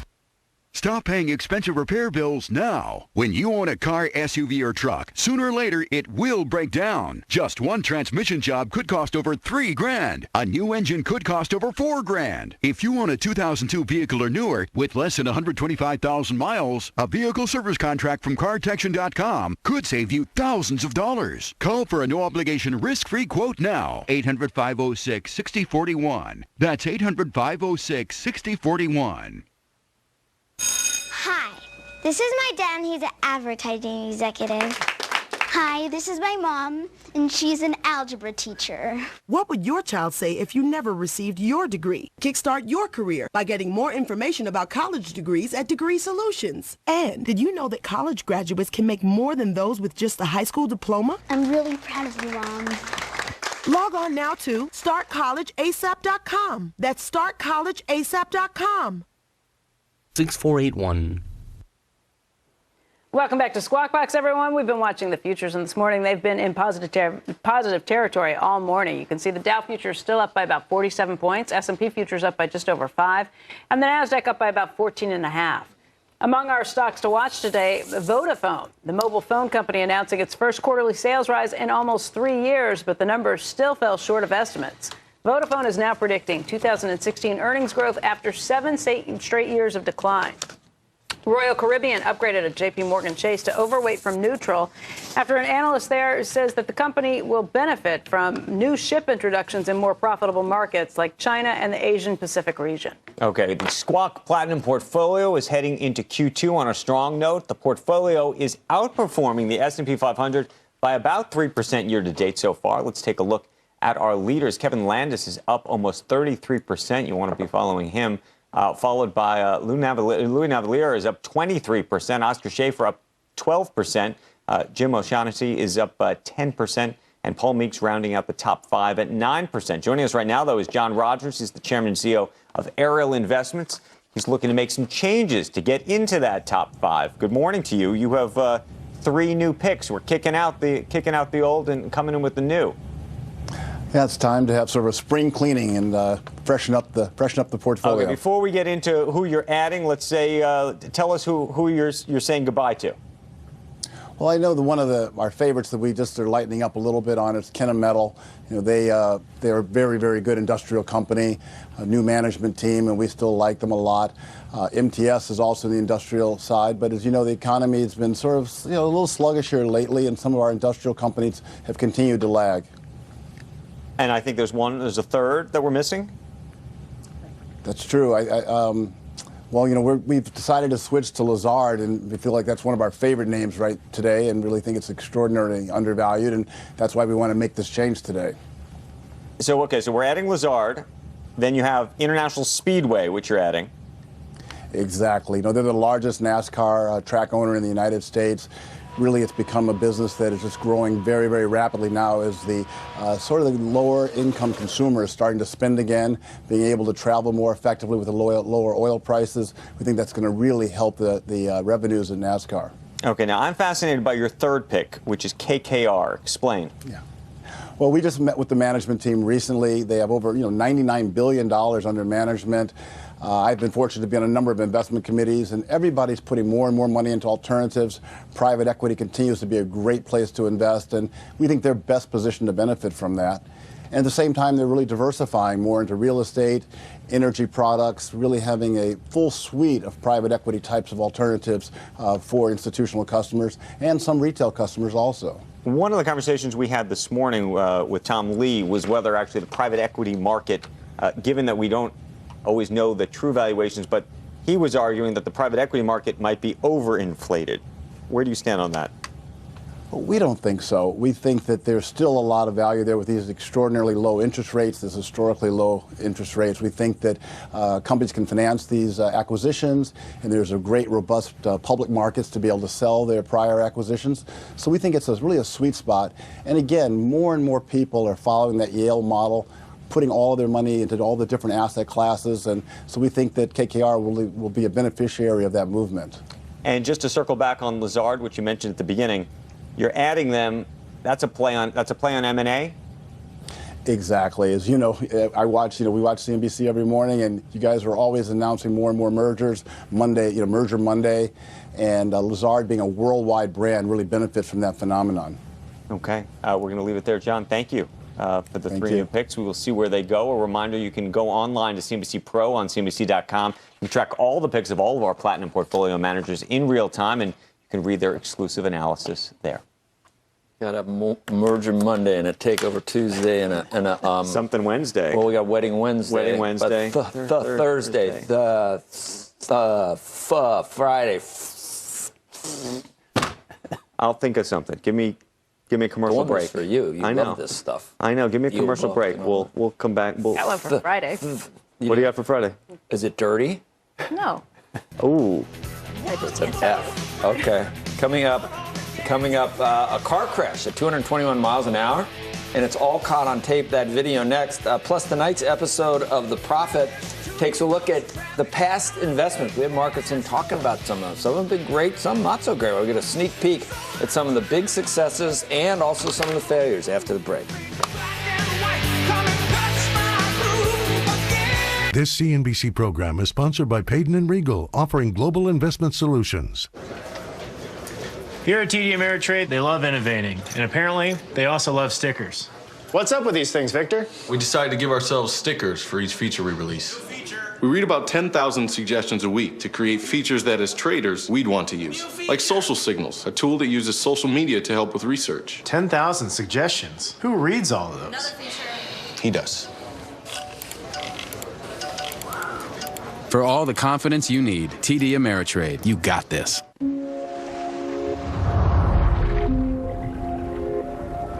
My mom, she makes underwater fans that are powered by the moon. She can print amazing things right from her computer. She makes trains that are friends with trees. My mom works at GE.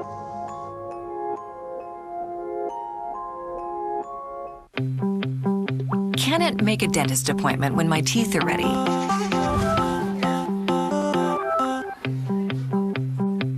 to track my crew's performance and protect their heads. Can I tell the flight attendant to please not wake me this time? At Cognizant, we see opportunities for every company to meet the new digital demands of their customers. Can it process my insurance claim? Like, right now? Can it download a track while I'm sampling it? Can my keys find me? With the power of digital analytics and automation, now every little thing can provide even greater value. Okay, so can it tell the doctor how long you have to wear this thing? The answer is yes, it can. So the question your customers are really asking is, can your business deliver?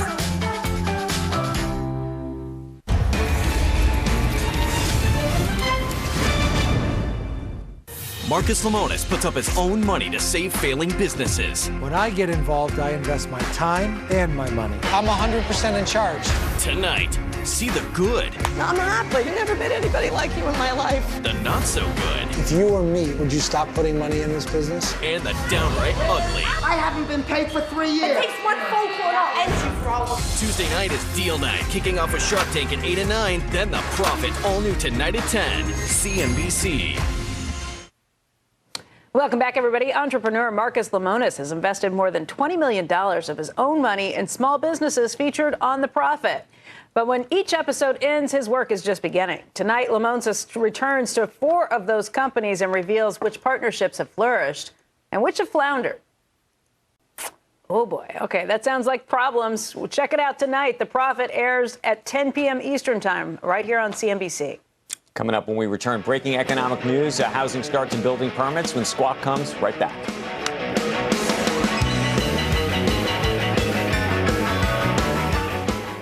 Automotive innovation starts right here with a control pad that can read your handwriting, a widescreen multimedia center, and a head-up display for enhanced driver focus, all inside a redesigned cabin of unrivaled style and comfort.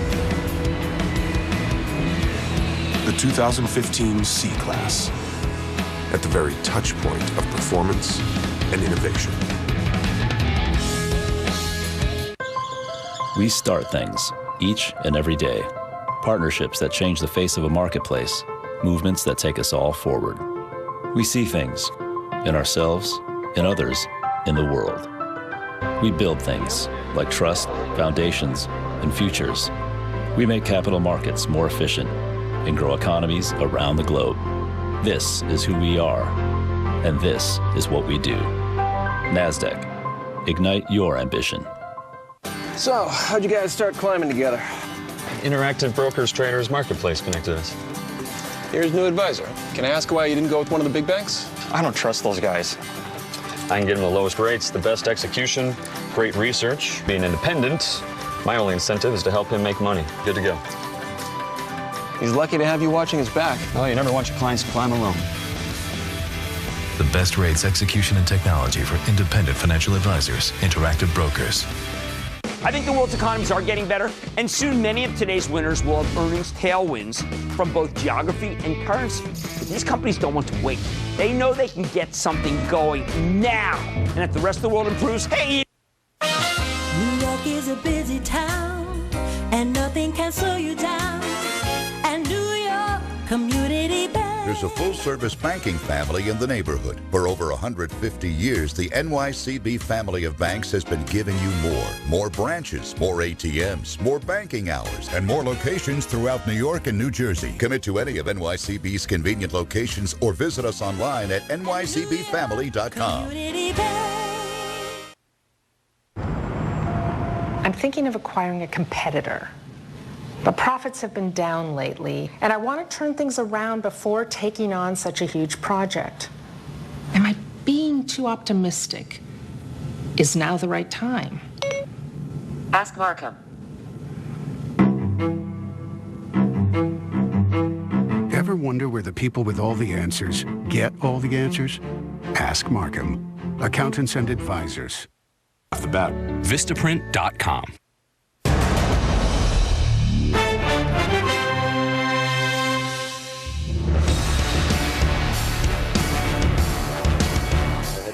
Welcome back, everybody. We are just seconds away from the release of the housing starts report for April. We've been watching the futures this morning, and they have been in positive territory all morning long, even after both the Dow and the S&P hit new records. Rick Santelli is standing by, and Rick, take it away.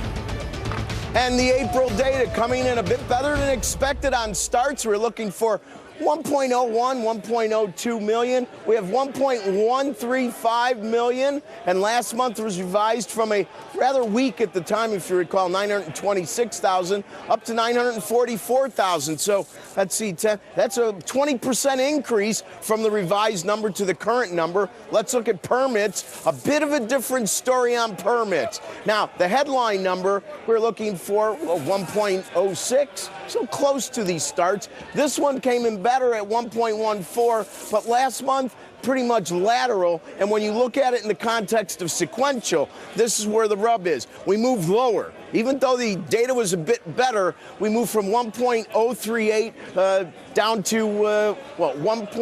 Oh, no, I take that back. I apologize, folks. It is higher on both accounts. Last month was negative. So sequentially, both are higher. Both are better than expected. So you're looking at 20% on starts, 10% on permits. Last month was originally minus 5.7. It now stands at minus 5.5 on permits. That's what kind of got stuck in my brain there. How are the markets reacting? Well, this is fascinating. The market and interest rates already did a U-turn.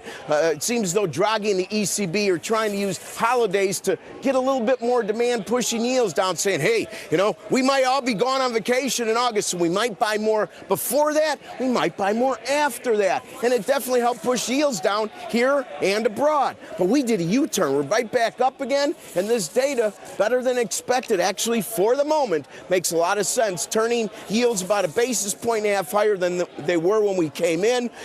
We were just at 3% before the day, and in the 30-year, for example, it's now about ready to tick 303. So we're going to continue to watch how rates have firmed. And if the reason was a very stellar economy and constant spray of strong data, that would make sense. But really, the data has been sparse on the strong side. But today is the exception. Housing data today better than expected. Back to you.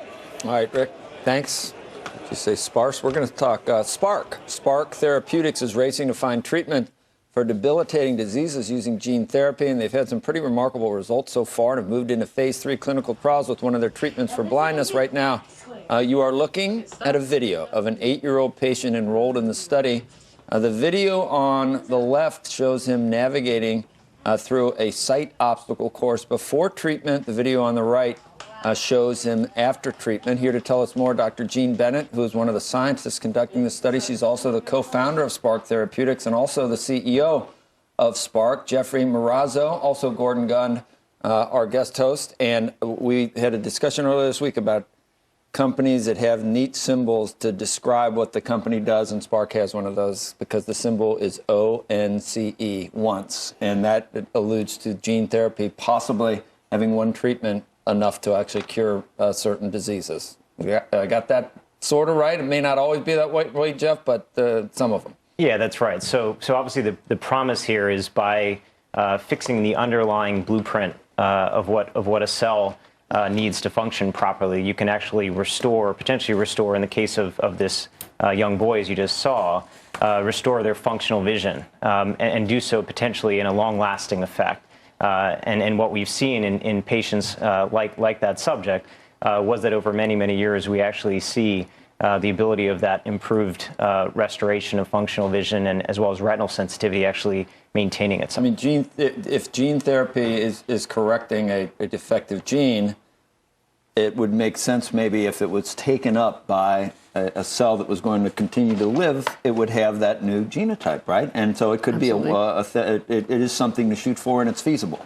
Absolutely. We think that this could lead to a one-time treatment, or at least rescue vision for many, many years, as we've seen in our patients. Cure blindness. Exactly. That's our goal. Sounds like almost sounds like we're way into the future in science fiction. I wish we had an hour, but for my own knowledge, most blindness does it involve the retina, which is part of the brain? It's the front of the brain, right? Does most blindness from birth, or is it the blindness that comes progressively as a person lives? What is it? Always the retina? Because some of it is macular. Yeah, well, the macula is part of the retina. It is part of the retina. Yeah, okay. Most inherited blindness in the retinal degenerative diseases involves the back of the retina, the cells which begin the whole process of vision. And there's a defect in one of the genes of those. Yes. How many of the RP, and we've heard RP, we've seen the ads, you don't have to be a scientist to know about retinosa pigmentosa. How many are candidates for a one gene fix of the... Well, there are now more than 260 different genes which have been identified which cause this form of the disease. This is work funded by Foundation Fighting Blindness largely. And many of those are now candidates. You can do it. I mean, just because there's 260 doesn't mean you couldn't identify it, put it into a viral vector, and what is it called? Transfect, and actually it's actually infection. Infection, yeah, and then actually have it taken up and work. Right? Each one will be different, though, don't you think, Gene? In other words, they're different size molecules, for example, so the delivery system's going to have to vary. Yeah, I think so, and also.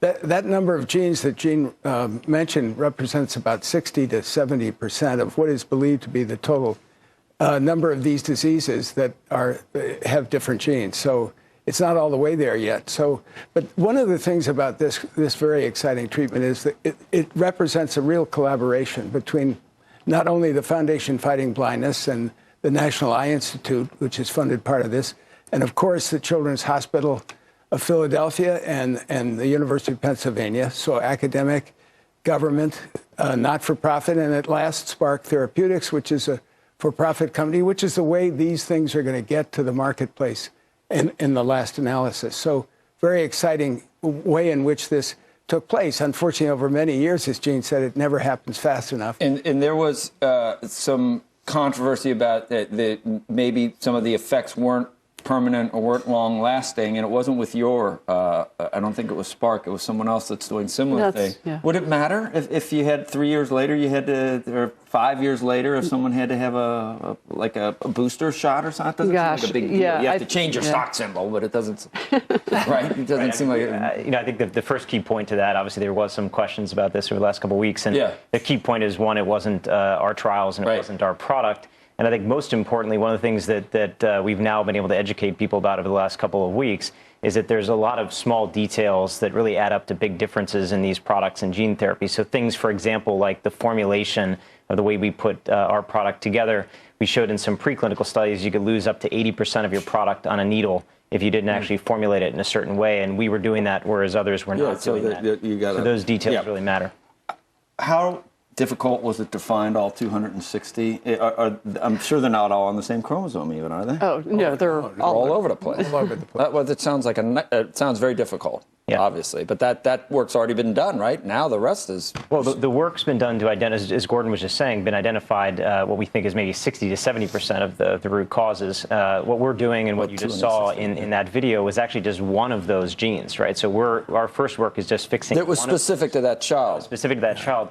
And I think it emphasizes a couple of things. I mean, certainly for us as a company, it emphasizes the potential of what we could work on beyond that one project. And certainly from the investment community, there's been an excitement about the potential leverage we can take from that one project to the next projects. But I will say as well, this does emphasize the real important paradigm shift, whether you call it precision medicine, whether you call it the importance of genetics, the ability to actually understand, and for patients, and this is something we constantly talk about, to understand their underlying genotype is really important, because at the end of the day, what we're going to be able to do, we think, is to fix that underlying root cause, and knowing your genetics and knowing your genotype is going to be really important in that basis. How hard is that?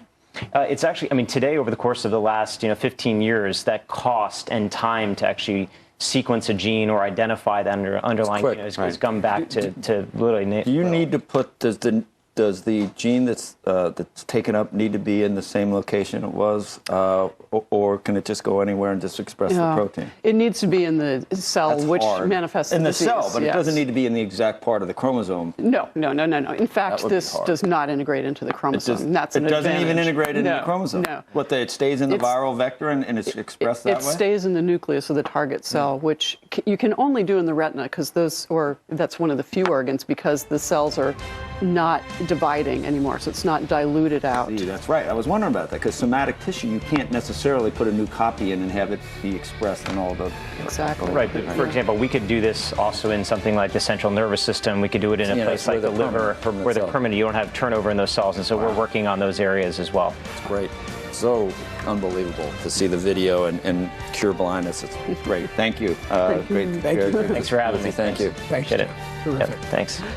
When we come back this morning, Carl's Jr. is all about efficiency. Their new menu option contains an entire day's allotment of recommended fat grams in just one burger. The CEO, Andy Puzder, will join us next to talk about the most American thick burger and trends in fast food as well. Stick around. Losing weight without speed. Don't let your babies grow up to be cowboys. Don't let them pick guitars and drive them old trucks. Boys? Mamas, don't let your babies. Stop less, go more. The Passat TDI Clean Diesel with up to 814 highway miles per tank. Hurry in and you can get 0% APR for 72 months on 2015 Passat TDI models plus a total of $1,500 in available bonuses. I'm Andy, and I lost 30 pounds on Nutrisystem. Listen up, guys. Want to shed a few pounds this summer? Got a beer belly going on? Can't fit into your pants? I got one word for you, Nutrisystem. I'm Essex, and I lost 43 pounds on Nutrisystem. I'm Trevor, and I lost 60 pounds on Nutrisystem. Lose weight fast with Nutrisystem's Fast 5 Plus kit. You can lose weight too. Real guys, real results. I'm Michael, and I lost 50 pounds on Nutrisystem. Put down the pie, pick up the phone, and get with the program today. Lose 5 pounds in your first week, plus 1 inch off your waist or your money back. Guaranteed. The food was delicious. If you're like me and you like to eat, this is what you get to do. This is perfect for me, especially guys who don't want to cook. So get off the couch and order your 28-day Nutrisystem plan right now. Get 1 week of energizing shakes free and 1 week of craving crusher shakes free. It's not that hard. You eat the food, you lose the weight. Call 888-554-DIET right now and get Fast 5 Plus with shakes free. One thing above anything else makes the American economy the best in the world. The American worker. Give that American worker new markets and a level playing field, and the American economy grows with better jobs and better pay. Trade Promotion Authority is the key to open markets and stronger rules for American businesses in today's global economy. Tell Congress to support Trade Promotion Authority by voting for the bipartisan Congressional Trade Priorities and Accountability Act. It's wrong, fix it. This is CNBC Wednesday nights have more fight. It all starts with 2 hours of Shark Tank back to back. We're about to make you a millionaire just like that. Then, Fighting to Win and the cutthroat New York restaurant business. I bank on me. I bet on me. It's all or nothing. Let's go to Vegas. Shark Tank at 8 and 9 and an all-new Consumed, the real restaurant business, tomorrow at 10. CNBC. Welcome back to Squawk Box. The buzziest thing in fast food right now is the latest offering from Carl's Jr. It is called the Most American Thick Burger, a beef patty topped by a split hot dog resting on a layer of Lay's kettle-cooked potato chips between hamburger buns. It's a whopping 1,030 calories, and it goes on sale tomorrow. And while many fast food chains are offering healthier menu options, Carl's Jr. seems to be bucking that trend. Here to talk about this, the breakfast wars and the race for the White House, is Andy Puzder. He's the CEO of CKE Restaurants. Good morning to you. Morning, Andrew. You know, I think the last time we saw you, you were, it was December, and you had just introduced a all-natural burger. Yes. And that was sort of going in the opposite direction. So sort of square the circle.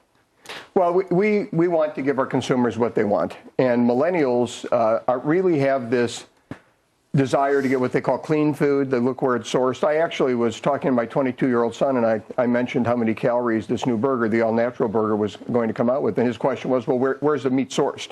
I said, when I was 22, I never even thought about where meat was sourced, but this meant something to them.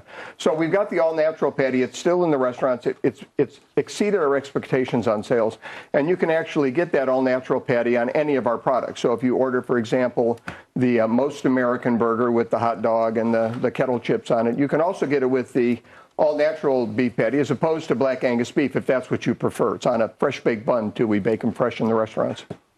But the person who wants... Is it the same? Would the same person who wants the all-natural beef also order this burger? Yeah, you could order it with the all-natural beef. Right, but once you're ordering this burger, aren't you just giving up?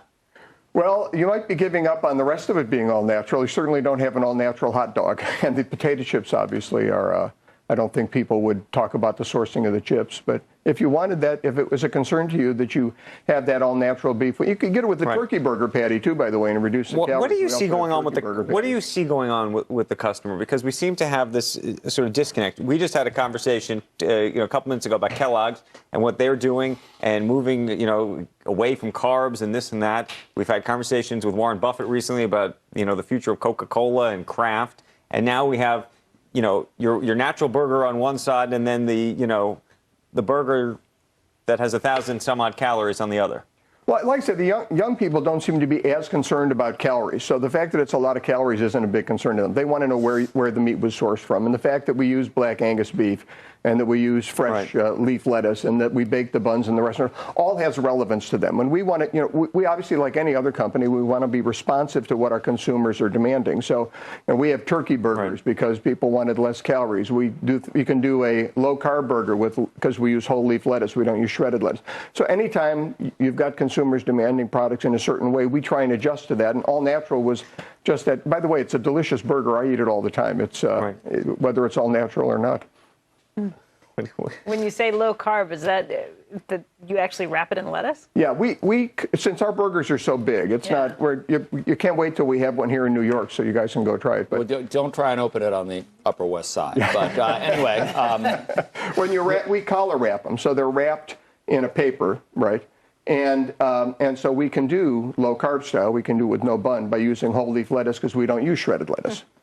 So I get them that way all the time. I like to keep the carbs down. I want to talk politics with you, but before we get there, I just want to know McDonald's. What do you make of their turnaround strategy?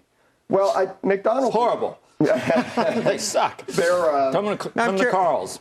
They're a great company. They've got a lot of smart people in it. They do seem to be a little confused about who they are and who they want to be. And you can't be everything to everybody. You can't be the place that is for women and kids and old people and young. You've got to pick who your target is. And I think they've had they've gone everything from coffee to frappes to burgers. I mean, you don't really know who McDonald's is anymore. I think they need to get an identity. But like I said, they're smart guys. They got a lot of advertising Who's your dollars. Target?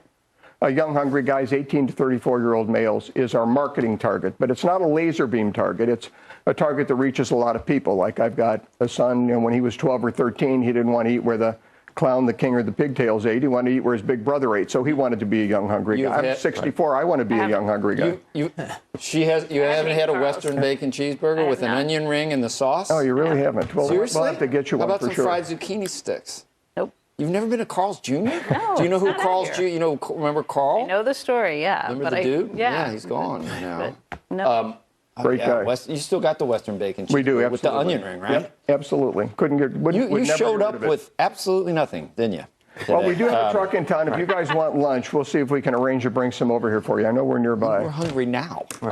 We are hungry now. But I want to talk about this. He just wrote an op-ed in the Wall Street Journal about 2 weeks ago on Scott Walker. Yes. And jobs in this country. And you have sort of bucked, if I could argue, the conventional wisdom, at least of the media, around what he has done in his state on jobs. Well, I'll tell you, there was that's really what got me going. Was I read an article saying that Wisconsin was ranked 40th in job creation, and I looked into it a little bit, and it was based on a Bureau of Labor Statistics report that looked at a one-year period completely out of context. Didn't consider the fact that there was already the percentage of the population that was employed in Wisconsin was already very high. So you really wouldn't have during this one-year period the same kind of job growth you might have, for example, in North Dakota, where you've got oil fracking.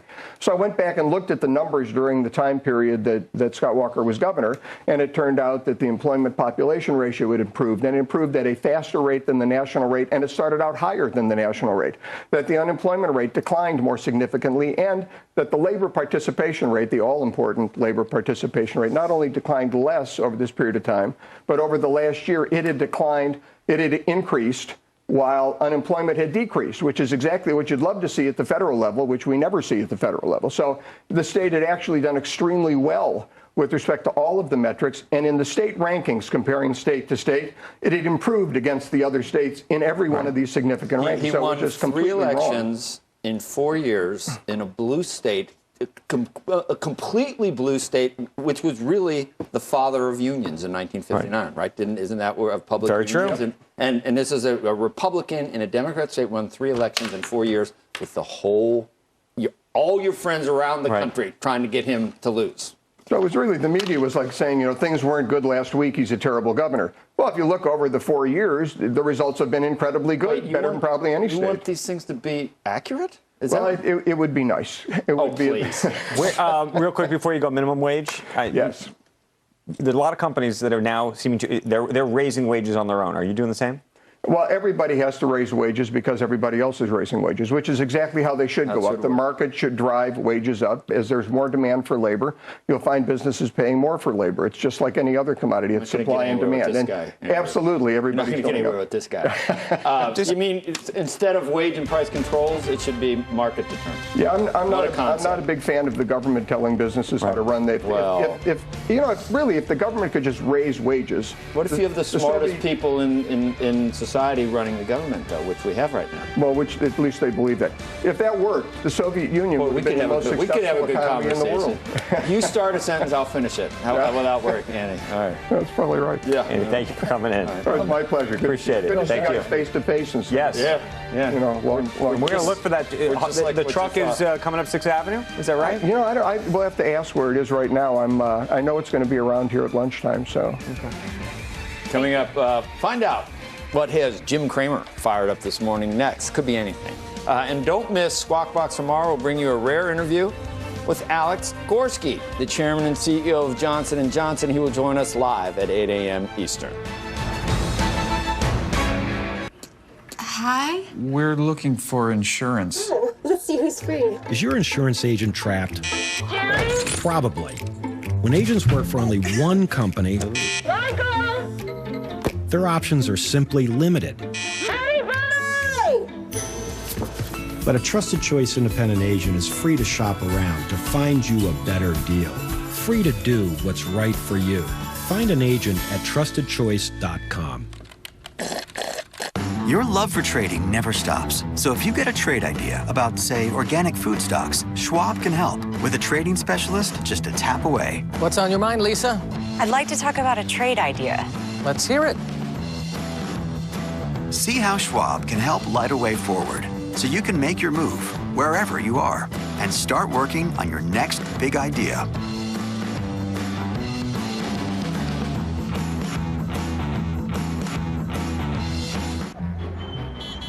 Banking on Wells Fargo, Bank of America, or JP Morgan Chase? They're all components of XLF, the financial sector's spider ETF, which includes over 75 financial stocks in the S&P 500 to help add diversification and minimize single stock risk. Why invest in a single financial stock when you can own the entire financial sector of the S&P 500? Before investing, consider the fund's investment objectives, risks, charges, and expenses. Go to sectorspiders.com for a prospectus containing this information. Read it carefully. Visit us on the web at sectorspiders.com. Influential leaders, innovative companies, strategies for success. One network delivers them all. Team coverage of CNBC's first ever iconic conference begins on Squawk Alley today. Hi, this is my dad, and he's an advertising executive. Hi, this is my mom, and she's an algebra teacher. What would your child say if you never received your degree? Kickstart your career by finding the right college for you at Degree Solutions for free. And did you know that college graduates can make more than those with just a high school diploma? I'm really proud of you, Mom. Call Degree Solutions. 800-423-5371. 800-423-5371. Are you a man over 40 and feeling tired, losing muscle, have less romantic drive? Then call now for the Ageless Male Free Testosterone Giveaway. Every man who calls will receive a free 30-day supply of Ageless Male. Ageless Male has ingredients clinically shown to increase free testosterone levels, and that supports muscle health, boosts romantic drive, and supports energy metabolism. Call now. Call 1-800-841-3609. That's 1-800-841-3609. Sunroom. Let's get down to the New York Stock Exchange. Jim Cramer joins us now. We're all talking about Walmart and then some of these economic numbers. Jim, what What got your attention? Well, this housing starts caused this big reversal in the bond market. Don't like that. Really don't want to see rates fly up on this number. Walmart, I think, is just unto itself is just doing quite poorly because I thought that Home Depot had a great number. TJX putting the lie to the idea that apparel has to be weak with a beautiful number. Some of that was from Home Goods, but I just don't like the setup as much as I did earlier this morning when it looked like everything was going along hunky-dory with the ECB. Now I start to think, well, the ECB is making it so we're less competitive with this front-loaded bond buying. I don't like Walmart, and I think the housing starts are going to make people feel like they're going to have to talk about rate increases all day. I don't know what we'd have to talk about if it wasn't all this kind of stuff. Yeah, there were days when we remember years ago. It wasn't this, was it? It was individual companies and stuff like that. It's just we're global, and it's all about central banks a lot of the time. And yesterday was a delight because it was kind of about the individual stocks, about the buy. It was about companies that were merging in order to be able to get more scale. And then we get right into this conundrum where you can have a housing start number that is a 7-year high, and suddenly we're going to be talking about how rates are 2.4, Fed has to hike. I mean, maybe we should just not have so many people talking about the rates because we've kept people out of a lot of. I mean, some people could argue that rate talk, not our fault, but rate talk has kept people out of a great run in the stock market. Yep. Okay. All right, thank you. Good point. All right, Jim. See you later. When we return, Gordon Gunn's investment ideas. And tomorrow, former Treasury Secretary Larry Summers joins us right here on set. Squawk Box will be right back.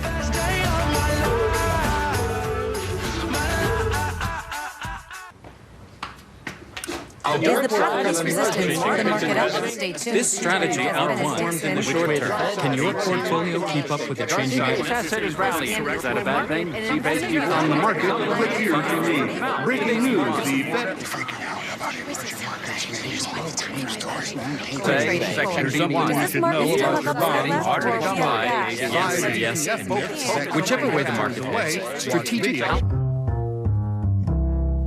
I'm outside. Where are you? I'm right here. I'm in the Buick. I don't see a Buick. Oh, got it.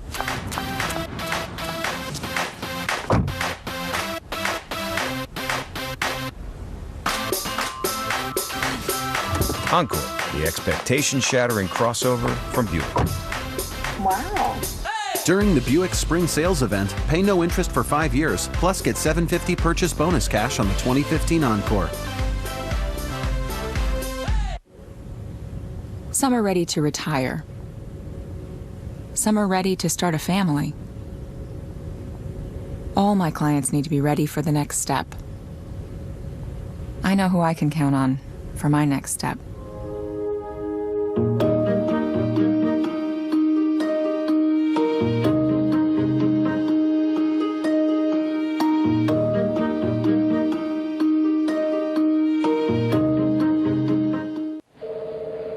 Friday night, buddy, you are gonna need a wingman. And with my cash back, you are money. Forget him. My airline miles will take your game worldwide.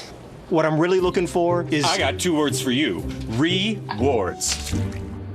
There's got to be better cards than this. There's a better way with creditcards.com. Compare hundreds of cards from all the major banks to find the one that's right for you. It's simple. Search, compare, and apply at creditcards.com. First round's on me. Every day you're getting things done. We're right there with you. We're helping farmers feed the world. With a roof over your head and the pillow beneath.